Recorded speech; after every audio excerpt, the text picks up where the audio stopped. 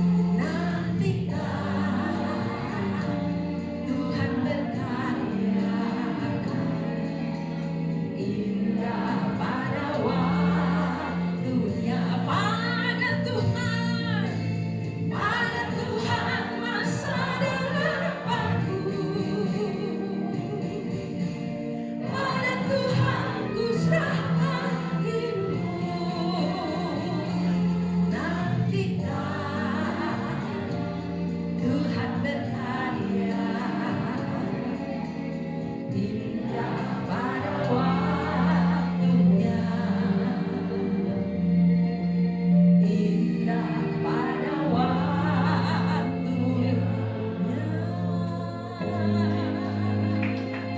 indah pada waktunya.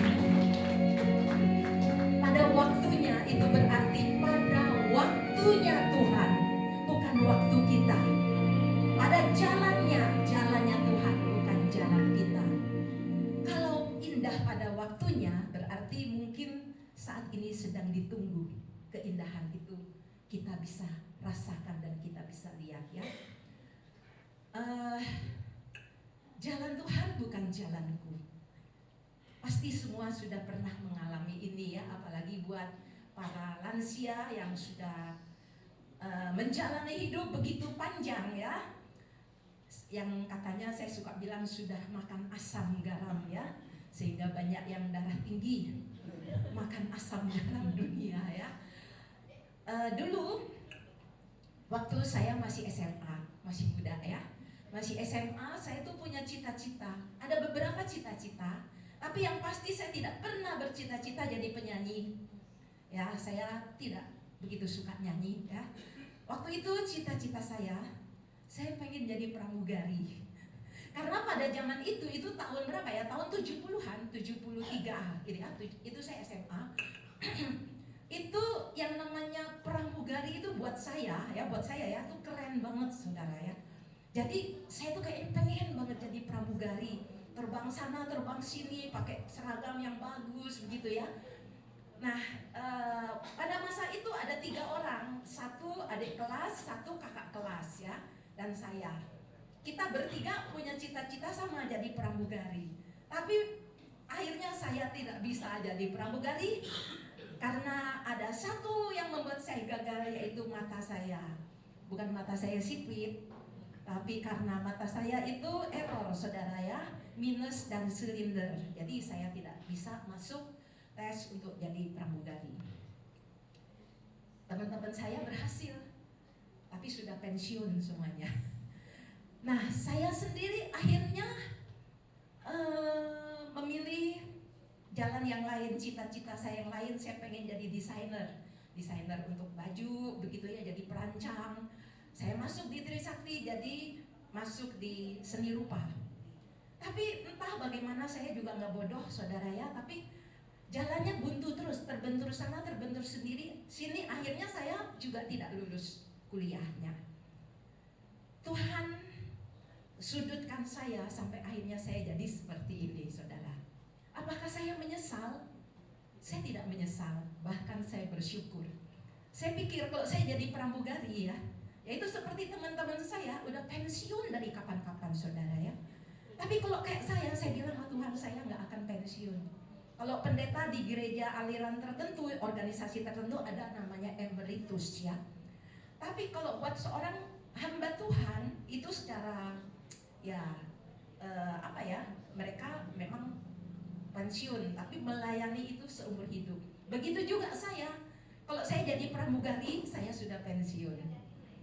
Dan kalau saya jadi hamba Tuhan, saya melayani lewat pujian seperti ini sampai akhir hidupku, selama Tuhan masih mau pakai.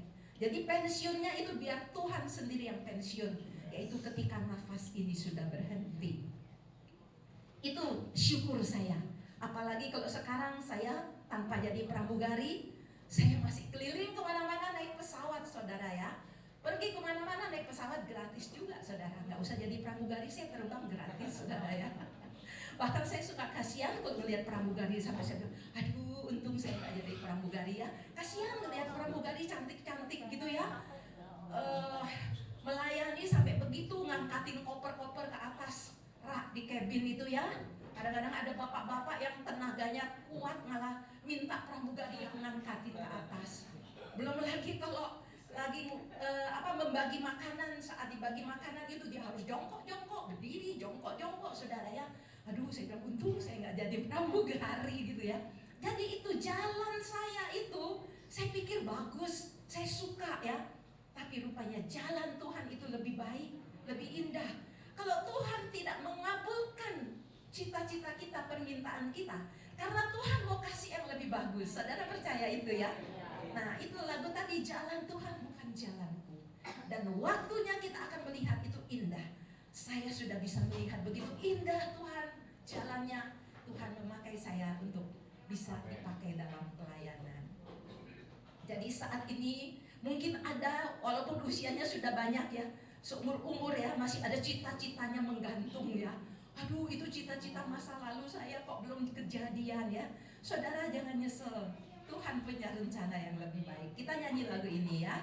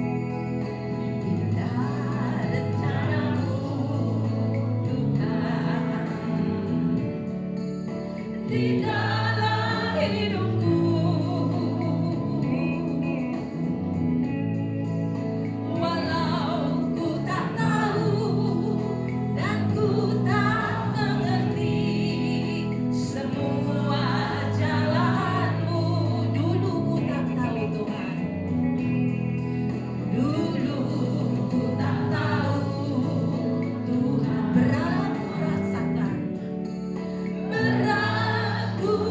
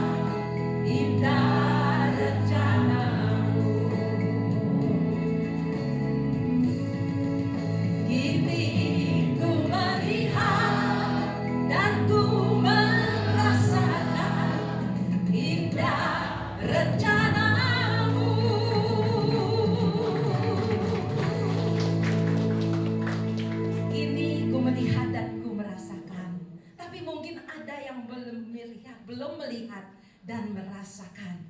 Bagian kita adalah menunggu dan menunggu dengan tetap percaya bahwa Tuhan akan menuntun kita, langkah-langkah kita menuju kepada sesuatu rencana yang Dia telah siapkan. Itu rencana yang indah ya. Oke, kita akan menari-nari lagi. Dari NTT tadi kita ke mana ya? Kalau poco-poco tuh di mana? Manado ya. Ada yang bisa poco-poco di sini? Siapa yang bisa poco-poco? Ayolah, ayo ikut poco-poco di depan. Ya, poco-poco di depan ya, bahwa Tuhan itu menuntun langkah kita dan menopang tangan kita ya. Oke, ayo musiknya boleh diputar biar maju semua. Musiknya boleh diputar, masa kalah sama Om Ani loh. Ayo mana?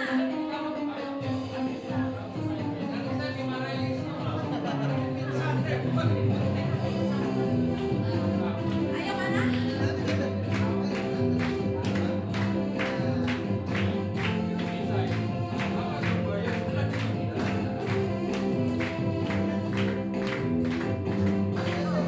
Ada yang bisa buat nemenin oma-oma ini?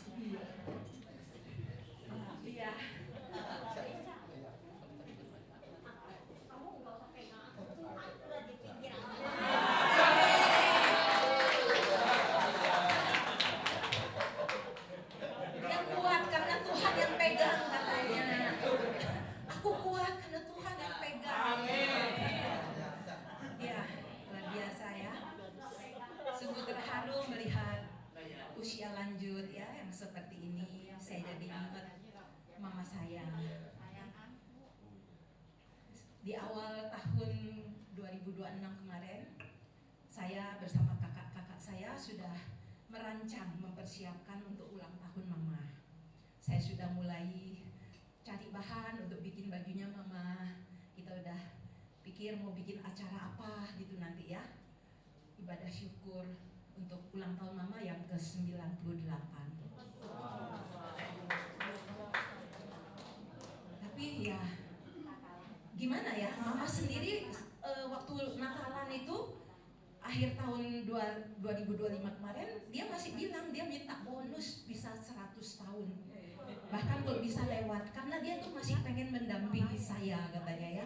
Dia itu menemani saya, mendoakan saya tuh di sepanjang hidupnya.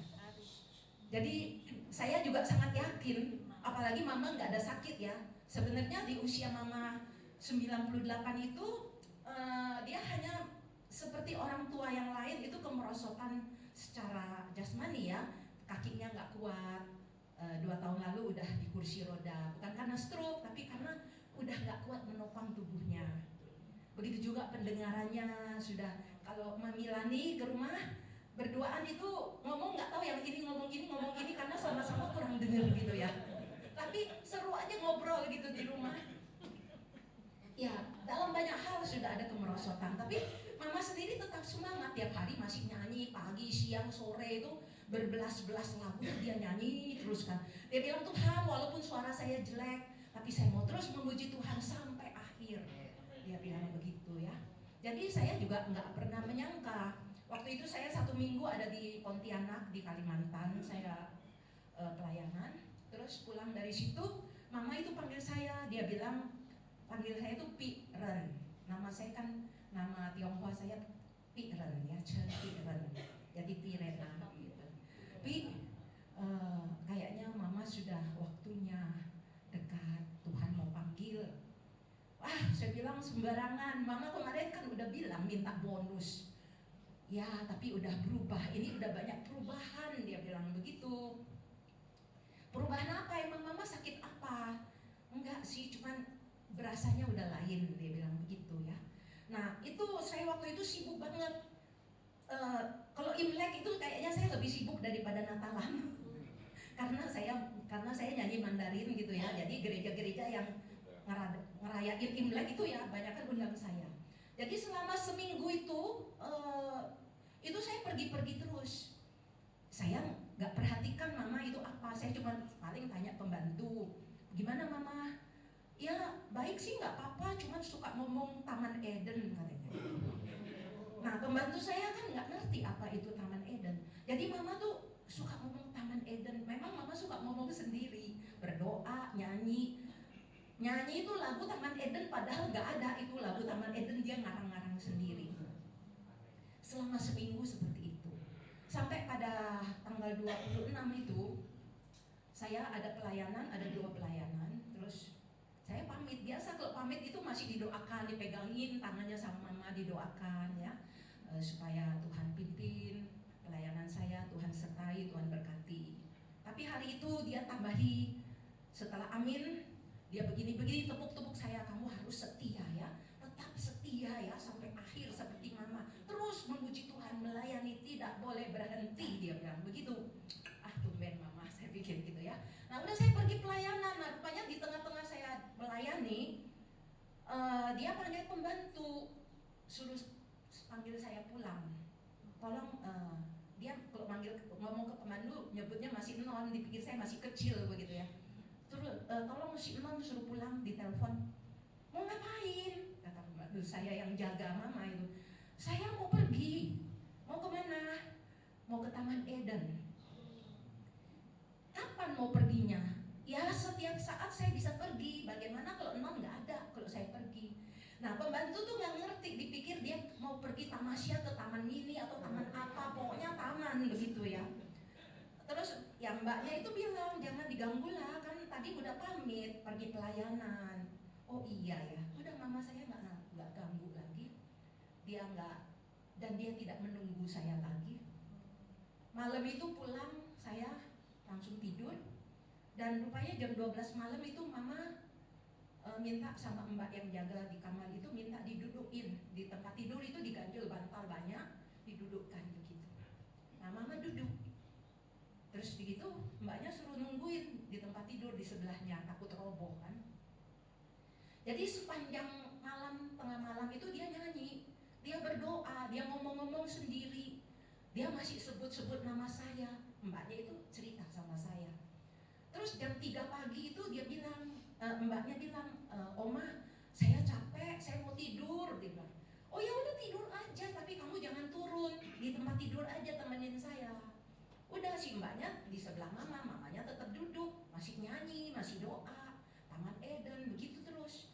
Sampai jam 3-an itu mbaknya udah gak dengar suara mama, dipikir mama udah ketiduran, takut roboh, jadi mbaknya mau betulin duduknya. Ternyata posisi mama itu lagi berdoa, tapi mama sudah pergi. Ya saya sedih banget sih, mama gak nunggu saya, gak panggil saya, padahal kita serumah ya. Cuman di tengah rasa kehilangan, rasa sedih, saya bersyukur karena sebenarnya sebagai orang tua yang keadaan tubuhnya sudah seperti itu pasti menderita ya. Mama tuh ada sesak nafas, ada asma ya, pneumonia pernah. Jadi tapi di tengah penderitaan itu walaupun dia kadang-kadang aduh mama pengen cepat dipanggil Tuhan. Tapi kalau mama dipanggil Tuhan gimana sama kamu? Mama masih pengen temenin kamu. Itu seorang ibu. Di dalam penderitaannya dia masih memilih untuk tetap tinggal dalam menderita hanya untuk menemani saya. Jadi ketika mama sudah pergi, ya saya bersyukur, saya tahu mama sudah di Taman Eden. Saya nggak ngerti, sebelumnya mama itu taunya surga, pulang ke surga. Tapi seminggu itu mungkin dia sudah di dalam 2 alam ya, udah kesana kemari. Jadi Tuhan sudah tunjukin bahwa ini belum ke surga, masih transit di Taman Firdaus ya. Jadi Tuhan, mama mengakhiri hidupnya dengan baik, finishing well. Itu yang menjadi rasa syukur saya bahwa mama sudah gak sakit, udah gak sesek, udah bahagia di sana. Walaupun saya kehilangan, sangat kehilangan. Orang-orang bilang, udah Herlin jangan sedih, sudah cukup mama itu. Iya memang mama bukan cukup lagi. Kasih sayang mama itu luar biasa buat saya. Dia tuh selalu sepanjang hidupnya itu pasang badan buat saya. Dia tidak mau saya menderita. Sebisanya penderitaan itu dia yang tanggung. Banyak apa yang menjadi beban saya mama ambil alih. Itu mama. Ya memang mama sudah cukup, tapi saya merasa saya tidak cukup. Saya sibuk di luar, saya banyak melayani orang-orang tua yang saya anggap seperti orang tua saya juga. Tapi saya lupa dengan orang tua saya sendiri di rumah. Mama saya tinggal-tinggal gitu ya. Jadi itu saya sedih. Banyak hal yang seharusnya saya lakukan tapi saya tidak bisa lakukan. Jadi saya pikir selama orang tua kita atau orang-orang yang kita cintai masih hidup, masih ada, lakukanlah apa yang bisa dan harus kita lakukan.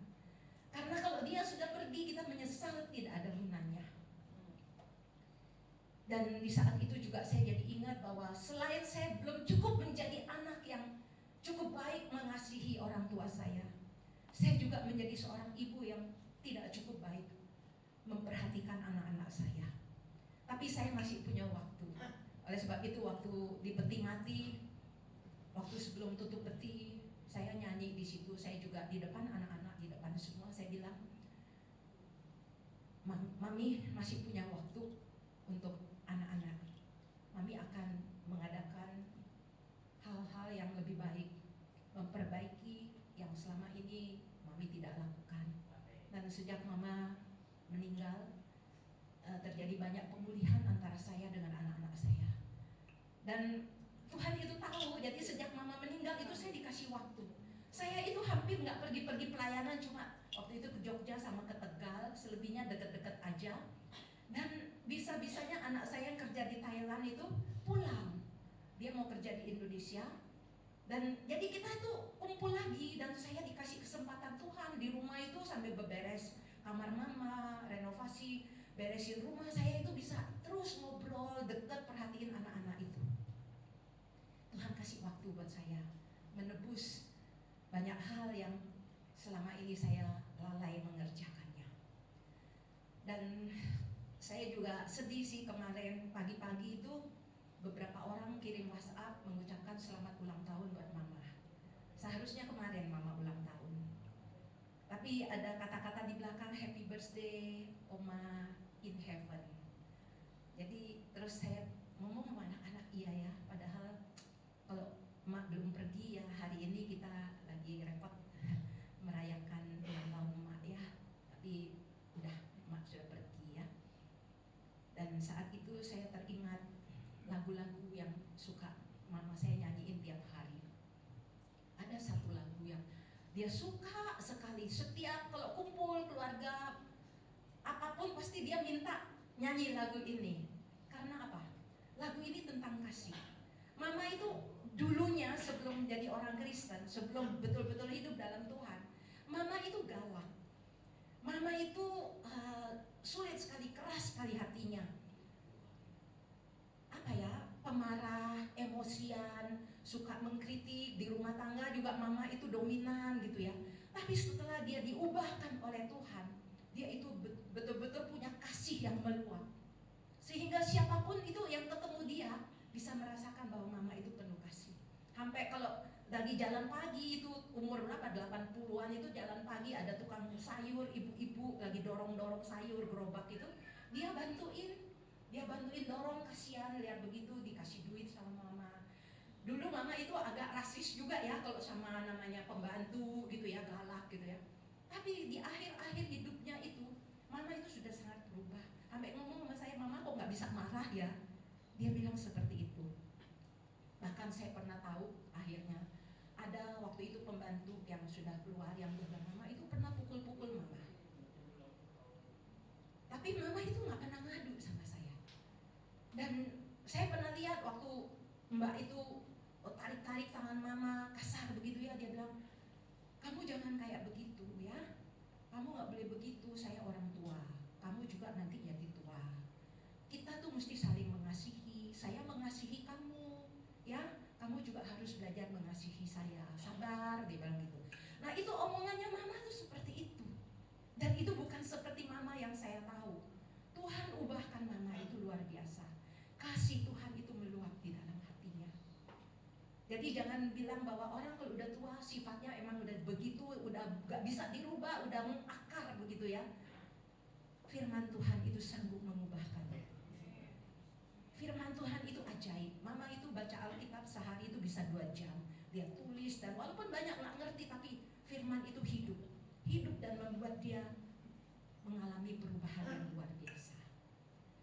Mengakhiri kesaksian dan puji-pujian kita sebelum kita mendengar firman Tuhan dan sebelum mendengar kesaksian dari para lansia, kita akan nyanyi satu lagu tentang kasih. Ini yang paling suka Mama nyanyikan, tentang kasih. Biasanya Mama nyanyi dalam bahasa Mandarin ya, tapi saya akan nyanyikan ini dalam bahasa Indonesia. Kita akan nyanyi sama-sama, yang belum bisa belajar ya.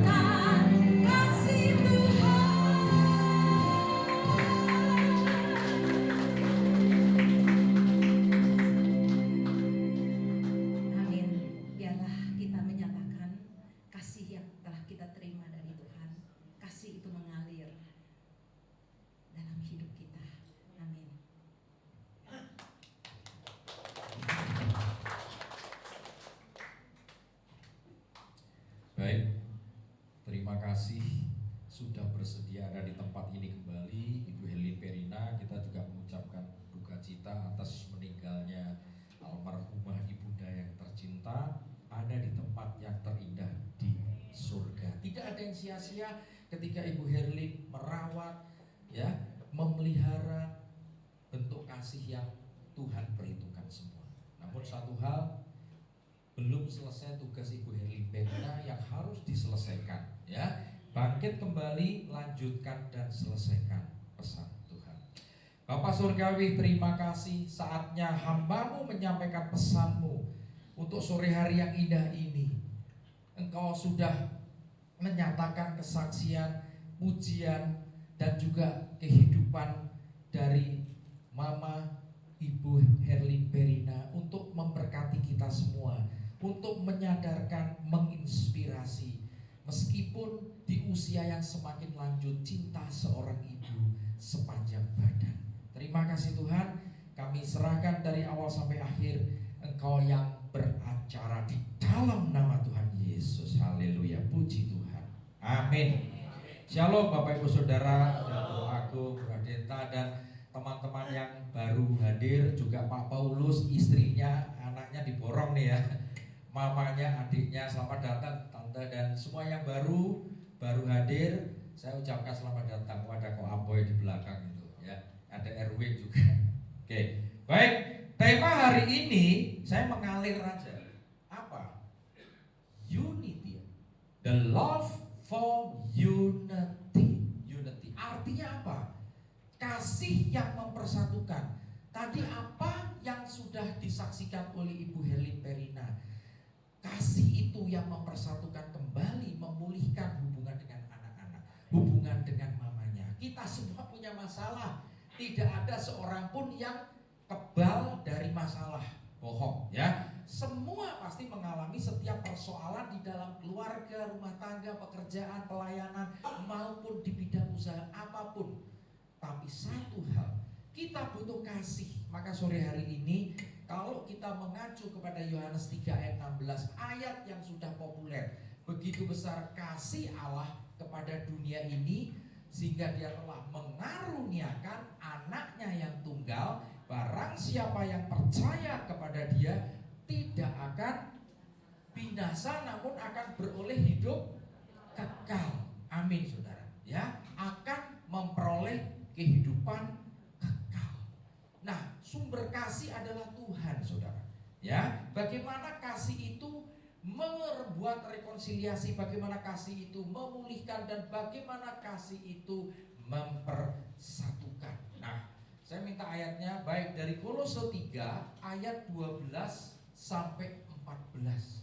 Kita akan membaca di sini. Karena itu sebagai orang-orang pilihan Allah, kita semua sudah dipilih sebelum dunia dijadikan. Namun satu hal, setelah dunia dijadikan, kehendak Tuhan, semua yang sudah diciptakan mau diselamatkan. Namun akibat dosa, tidak semua menerima keselamatan. Ya, mereka menolak. Kalau menolak berarti tidak akan kembali ke surga, tempat asal kita manusia diciptakan yang pertama, Taman Eden. Betul, tadi dikatakan mama dari almarhumah Ibu Herlin, aku mau ke Taman Eden, aku mau ke Taman Eden. Karena dia sudah diberi penglihatan taman yang indah, dan di situ dia melihat, ya, taman yang belum pernah diciptakan di bumi. Karena Taman Eden itu adalah satu koloni yang terpisah, ada di bumi tetapi tidak sama dengan di bumi. Karena itu akibat dosa terusirlah Adam dan Hawa, sehingga tanah yang saat ini kita tinggali itu terkutuk. Tuhan tidak pernah mengutuk manusia, tetapi tanah ini. Maka kenapa banyak kesulitan, banyak penderitaan? Inilah akibat konsekuensi yang diperbuat dosa asal, ya. Tapi saya tidak bicara itu, kita lanjutkan di sini. Jadi kita semua pilihan Allah yang dikuduskan, dikasihi. Kenakanlah belas kasihan. Nah ini, kemurahan, kerendahan hati, kelemah lembutan, dan kesabaran. kesabaran, buah-buah roh. Ini yang banyak kehilangan, baik di gereja, di persekutuan, dimanapun. Belas kasihan, kesabaran, kemurahan, kelemah lembutan. Ya, firman berkata, jika kamu mendengar suaraku, jangan keraskan hatimu. Berarti kita butuh yang namanya lemah lembut, supaya dapat mengerti, menangkap pesan Tuhan. Ini kuncinya, ya. Jadi ini Tuhan mengingatkan, kita harus kembali kepada kemurahan, kerendahan hati, kelemah lembutan, dan kesabaran. Ini yang harus kita dapatkan kembali. Sabarlah kamu seorang terhadap yang lain, dan ampunilah seorang akan yang lain. Apabila yang seorang menaruh dendam terhadap yang lain, sama seperti Tuhan telah mengampuni kamu, kamu perbuat jugalah demikian. Sebelum ayat yang terakhir, kita dahului, kita diingatkan kita itu pilihan Allah, umat pilihan Allah, imamat rajani, bangsa yang kudus. Dan Tuhan mengingatkan, kenakanlah. Kata kenakanlah, saudara masih ingat di ayat Efesus apa yang perlu kita kenakan? Perlengkapan senjata rohani. Nah, inilah buah-buahnya, ya. Kita setelah mengenakan perlengkapan senjata rohani, maka kita menghasilkan buah-buah lemah lembut, kesabaran, adalah buah roh, kemurahan, kerendahan hati, belas kasihan. Ini penting. Banyak hari-hari ini orang yang gak sabar. Banyak hari-hari ini orang yang tidak bisa menguasai diri. Maka pesan di dalam kasih itu mengandung kesabaran. Arti kesabaran itu seperti jantung kita ditusuk duri, sakitnya seperti apa, ya. Dan orang yang sabar itu seperti pahlawan yang mengalahkan satu kota.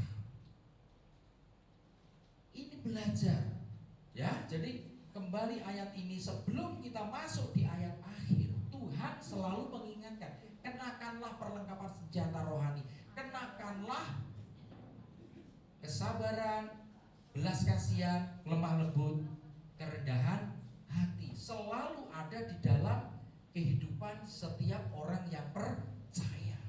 Jadi sore hari ini Bapak Ibu Saudara, ya, apa yang Tuhan sudah kerjakan, anugerah, iman, percaya, keselamatan, ini harus dijaga supaya Tuhan mau satu dengan yang lain saling mengampuni. Di dalam kasih itu ada pengampunan. Karena Tuhan sendiri sudah mengampuni dosa manusia, maka kita pun harus bisa mengampuni dosa orang lain.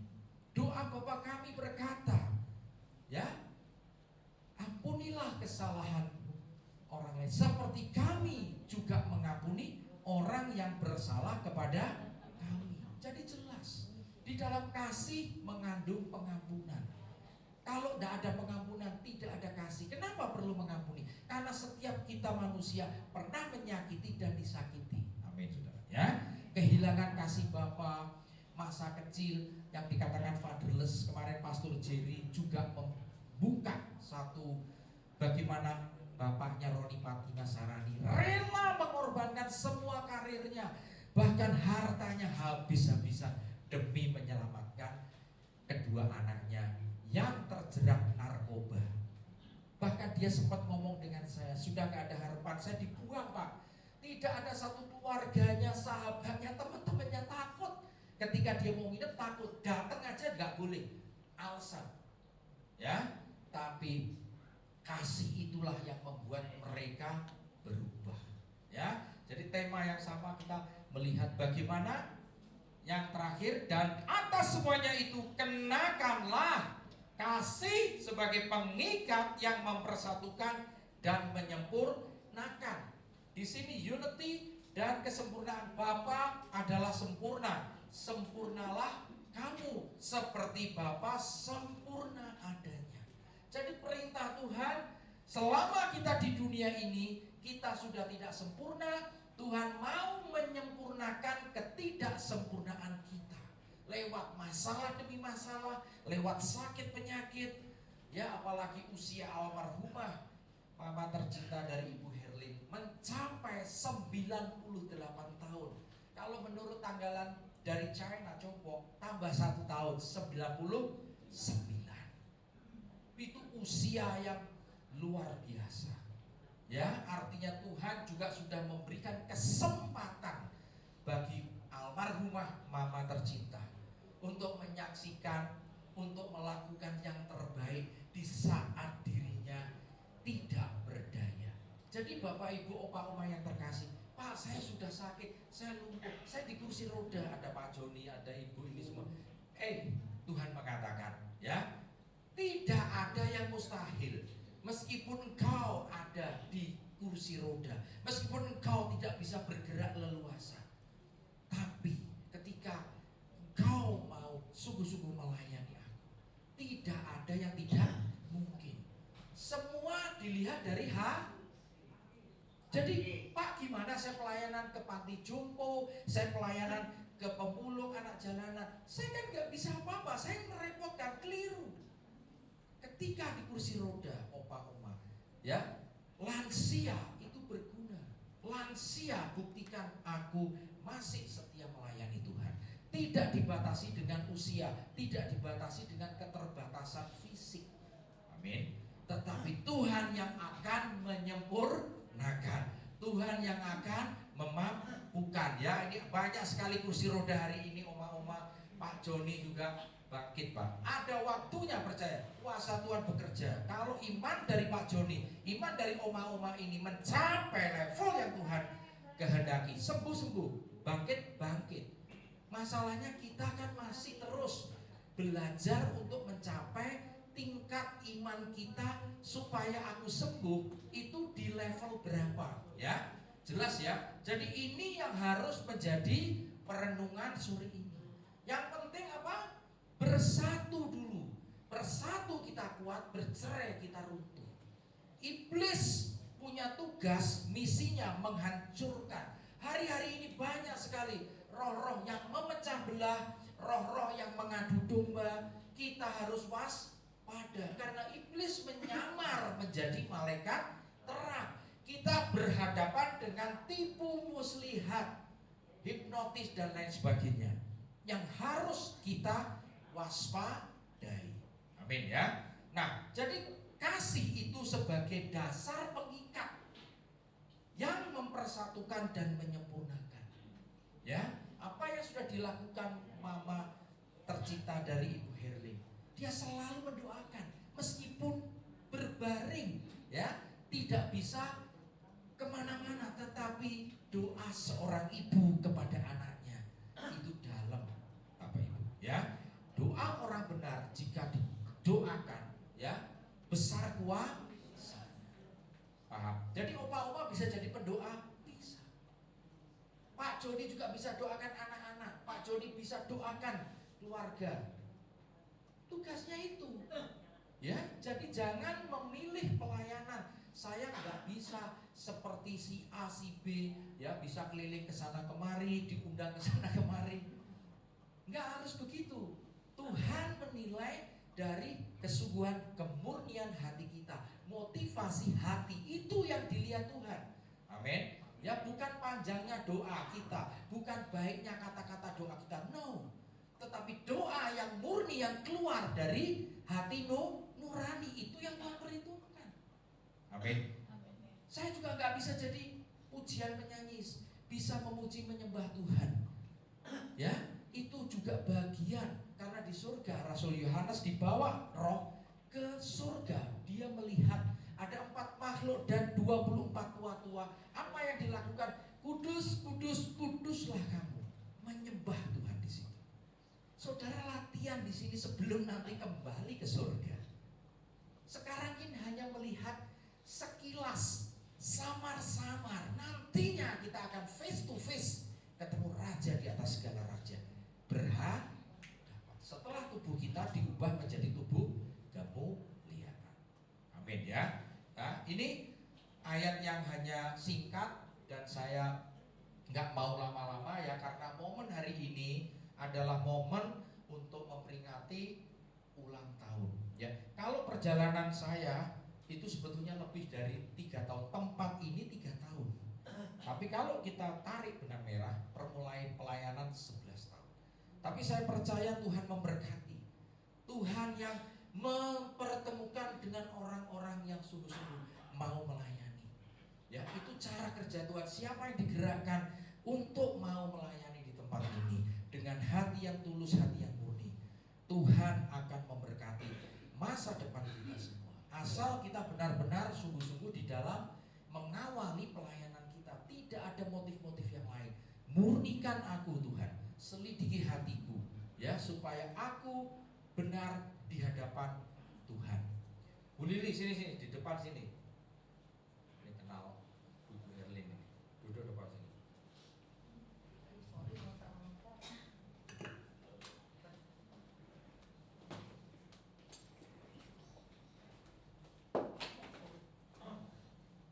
Ya. Jadi kembali lagi, mengapa kasih yang mempersatukan ini tema yang menarik, khususnya di dalam memperingati ulang tahun. Karena kita diingatkan perlu bersatu, mau di worship leader, mau di pelayanan penginjilan, pelayanan Bible study, dimanapun ya, musik, kita pasti ada slack, kita pasti ada gesekan, tidak bisa tidak. Nah, tugas kita, Roh Kudus, Tuhan mengingatkan kembali bersatu. Ya, di sini saya katakan love for unity. Kasih untuk mempersatukan, kasih untuk menyatukan. Kalau ada kasih yang menyatukan, berarti terjadi apa? Pecah. Tuhan yang menyatukan hati yang pecah, dia lem dengan lem kasih menjadi hati yang utuh. Aku memberi hati baru dan roh baru di dalam batinku. Artinya tadinya hancur hati kita, diremukkan. Proses diremukkan itu gak enak. Kepingan-kepingan hati yang asalnya dari Tuhan pecah, dan kepingan demi kepingan itu menjadi tanda. Ada sejarahnya, ada kisahnya dikhianati, kisah dipukuli, kisah di KDRT, kisah dibohongi, banyak. Itu hal yang buruk. Namun ketika Kristus datang, hati yang hancur itu disatukan kembali menjadi hati yang utuh. Kita adalah belahan jiwa Tuhan Yesus.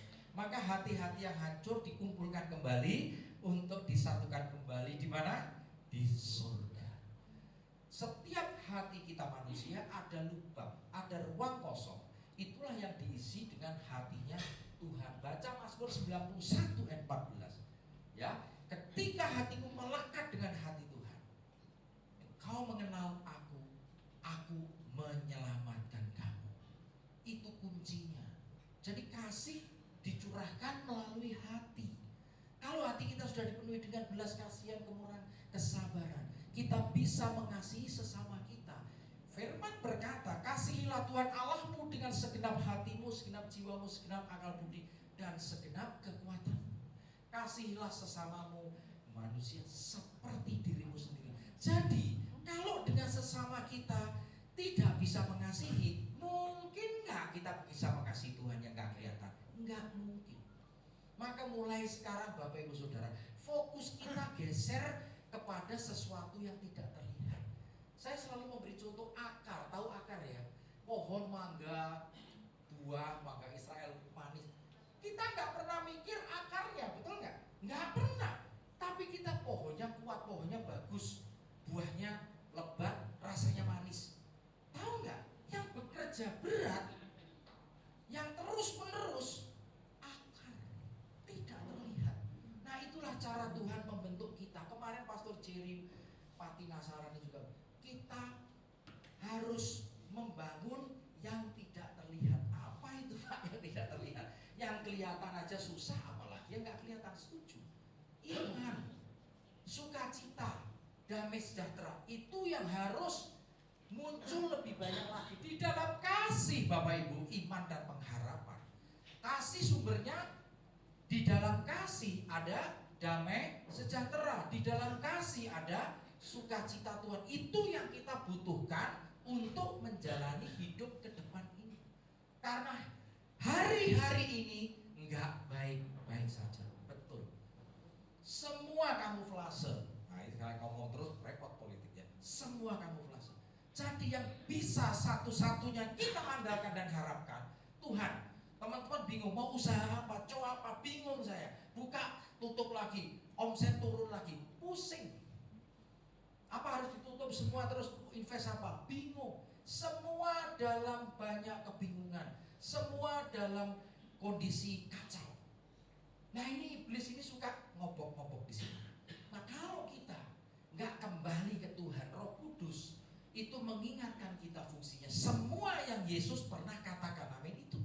Jadi kalau kita Roh Kudusnya nggak bekerja, kita akan kelewatan terus, masuk jurang. Kalau Roh Kudusnya bekerja dengan baik, kita dengar teguran itu, paham? Oh iya, depan ini ada jurang, sehingga kita ngerem mobil kita nggak sampai terperosok. Amin, Bapak Ibu Saudara. Ya, jadi apa yang sudah saya sampaikan, mari di dalam keluarga kita, di dalam rumah tangga, dalam pelayanan, di dalam semua aspek kehidupan, pekerjaan maupun usaha, pasti ada gesekan, pasti ada perselisihan, tidak mungkin terhindarkan. Inilah, mari kasih itu harus ditambahkan. Minta tambahkan imanku Tuhan, tambahkan sukacita, tambahkan damai sejahtera. Hanya bisa kita rasakan kalau kita dapat kasihnya Tuhan lebih dulu. Amin itu. Jadi kasih ini yang utama. Sebelum segala sesuatu ada, kasih sudah ada. Kasih dari awal sampai akhir. Ya, dia tetap ada. Itulah Tuhan kita. Amin saudara. Ya, jadi Bapak Ibu Saudaraku yang terkasih, opa oma, usia boleh tua, mari kita melihat bagaimana pengorbanan Kristus di kayu salib, bagaimana terjadi persatuan yang tadinya pecah, yang tadinya hubungan jauh menjadi dekat kembali. Amin. Oleh karena Kristus yang ada di dalam diri kita yang dilihat oleh Allah, bukan manusia lama kita, ya, bukan kehidupan lama kita, manusia baru di dalam Kristus. Itulah yang diperhitungkan Tuhan. Amin. Ya, oke. Saya minta satu lagu. Ku mau cinta Yesus selamanya. Ku mau cinta Yesus selamanya. Meskipun badai silih berganti dalam hidupku, ku tetap cinta Yesus selamanya. Ya Aba, Bapa, ini aku anakmu, layakkanlah seluruh hidupku. Ya Aba, Bapa, ini aku anakmu, pakailah sesuai dengan rencanamu. Ya Aba, Bapa, ini aku anakmu, layakkanlah seluruh hidupku. Ya Aba, Bapa, ini aku anakmu, pakailah sesuai dengan rencanamu. Pakailah sesuai dengan rencanamu.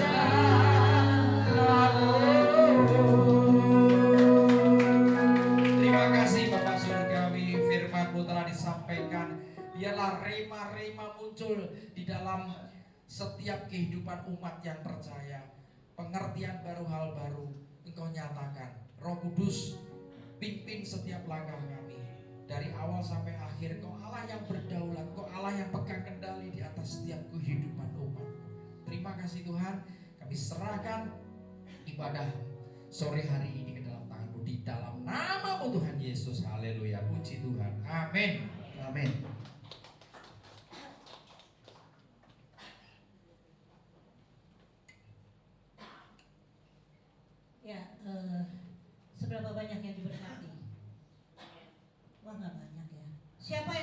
diberkati dengan puji-pujian dan firman Tuhan.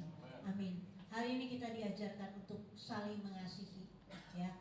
Nah, Bapak Ibu sekalian, Opa Oma, seperti biasa yang tadi saya katakan, PD Rahasia sudah berusia 3 tahun. Bagaimana perjalanan hidup persekutuan doa kita? Mari kita dengarkan kesaksian dari Ibu Yani, perjalanan persekutuan lansia selama 3 tahun ini. Silakan Bu Yani.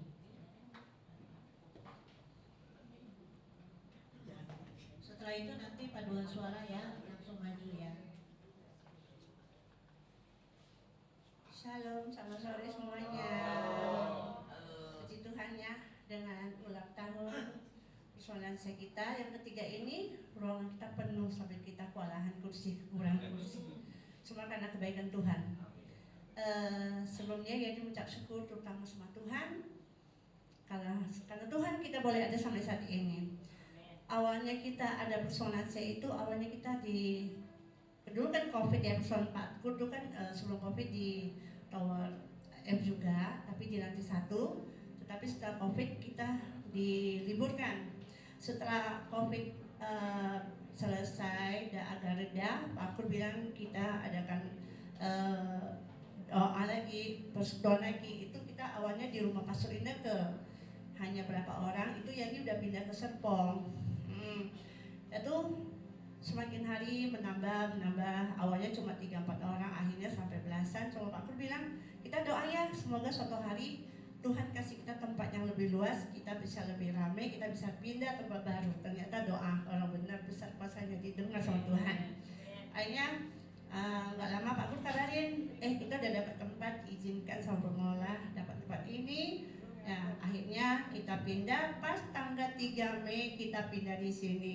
Awal di sini hanya berapa orang aja, tapi kita nggak putus asa karena betul-betul Tuhan sediakan wadah ini. Dari Tuhan untuk Tuhan kembali, ya terutama untuk para lansia di sini yang belum mengenal Tuhan. Kita percaya suatu hari mereka dijamah oleh Roh Kudus, mereka percaya kuasa Tuhan bekerja. Yang ini dulunya budaya ini kuat banget, yang di Aceh segala. Tetapi begitu yang dipindah Jakarta, yang dipercaya. Begitu yang langsung ikut Tuhan. Nah, awalnya Yani kenal sama Pak Kur yaitu 2017 jadi pindah Jakarta. Akhirnya kita setelah COVID kita kembali lagi di sini bulan Mei 2023. Nah, dan kita bersyukur ya gimana Yani bisa ikut pelayanan Pak Kur ini. Yani lihat dulunya mungkin pelayanan kekurangan terutama masalah konsumsi yang paling ribet ya. Masalah makanan kecil aja bisa orang tuh resek, usil. Jadi Yani minta izin sama Tante Farida. Tante boleh nggak Yani ikut pelayanan di sini? Karena kasihan Tante Farida bagi-bagi sendiri gitu kan, bagi kanan kiri nyelip, bagi kiri kanan nyelip. Udah ambil katanya belum, ya. Jadi Yani tuh perhatiin kok begitu ya persoalannya kok gitu. Katanya anak Tuhan kita harus jujur, harus bla bla bla gitu. Tapi gitu, tapi yang Tante Farida, oke, boleh Yani. Jadi bilang aku kita ya itulah Yani ikut 2017 sampai sekarang pelayanan bagian konsumsi. Ya, jadi bilang gitu. Puji Tuhan semenjak yang dipegang, yang bilang gak ada kecurangan lagi. Ya, kadang ini tahu wajah yang masuk, wajah yang keluar, yang dihafal. Orang medit, orang luar, yang dihafal. Jadi orang bisa udah minta, katanya oh aku belum dapat. Jadi bilang oh ya belum dapat, perasaan tadi udah, oh iya lupa katanya. Udah biasa iseng ya. Tapi yang dipercaya oma-oma yang hadir sore ini nggak ada seperti itu. Tapi kita tetap percaya wadah yang Tuhan sediakan ini, Tuhan pakai kita sebagai pelayan yang setia sampai Tuhan datang menjemput kita. Kita akan tetap menjaga jadi pelayan setia. Satu tim sama Pak Kur tetap maju sekalipun ada tantangan di depan. Kita tetap maju, kita terus berharap bukan hari ulang tahun aja ruangan ini dipenuhi sama semuanya, tetapi kita percaya setiap hari Jumat ada kuasa Roh Kudus yang belum mengenal Tuhan, mereka dijamah. Ada pemulihan, ada pertobatan, ada jiwa-jiwa baru boleh diselamatkan. Itu yang boleh sampaikan, yang mengucap syukur semua karena kebaikan Tuhan. Makasih semuanya atas kehadirannya. Tuhan Yesus memberkati semuanya. Amin.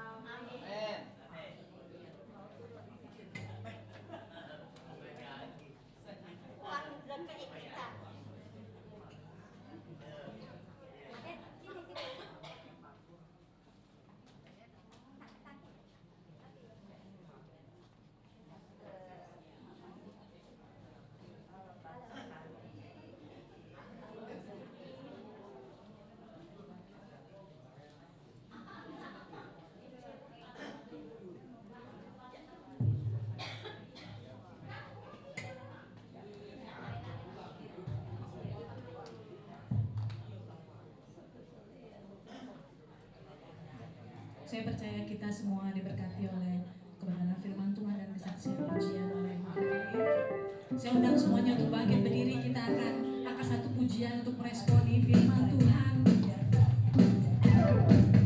Kita punya kasih untuk mempersatukan, untuk memulihkan hubungan dan juga membawa damai sejahtera di tengah-tengah kehidupan kita semua. Haleluya. Sama-sama kita katakan. Rasa bahagia berkumpul bersama saudara seiman.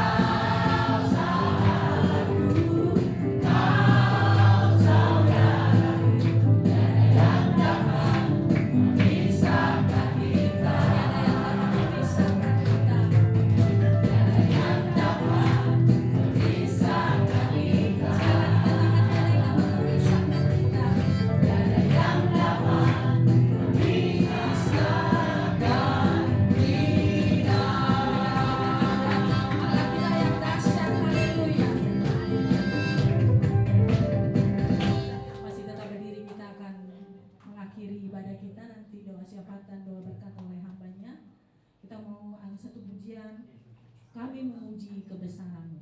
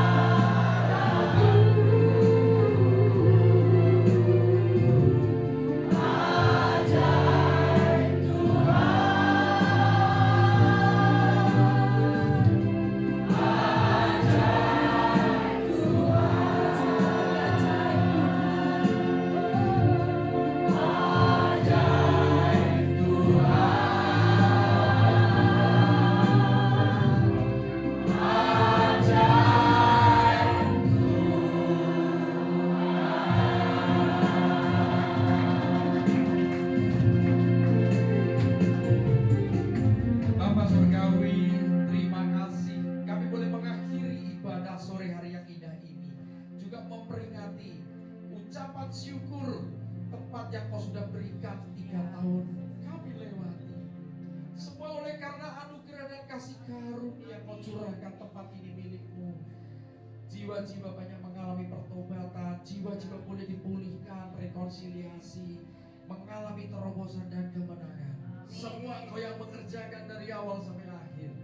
Terima kasih Tuhan. Hamba juga mengucapkan syukur semua pekerja-pekerja, semua pengurus yang sungguh-sungguh mau membantu dalam pelayanan ini. Engkau memberkati mereka, Engkau memperhitungkan segala sesuatunya. Tidak ada yang luput dari pengamatan-Mu. Selidiki hati kami semua Tuhan, termasuk hamba-Mu yang lemah, yang terbatas. Di momen ulang tahun ini, buat hamba-Mu lebih rendah hati, lebih setia, berikan kesehatan untuk menyelesaikan tugas pekerjaan baik yang Kau sudah siapkan untuk mencapai garis akhir, finishing well, tetelista. Terima kasih Tuhan Yesus. Tingkap-tingkap langit surga terbuka.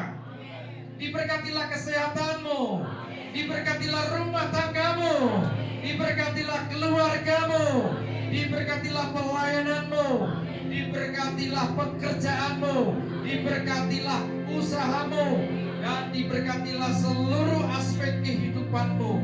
Dan biarlah sinar terang kemuliaan Allah Bapa dan cahaya wajah Yesus Kristus selalu menyinari kami semua sampai dengan Maranatha. Di dalam nama-Mu Tuhan Yesus, haleluya, puji Tuhan.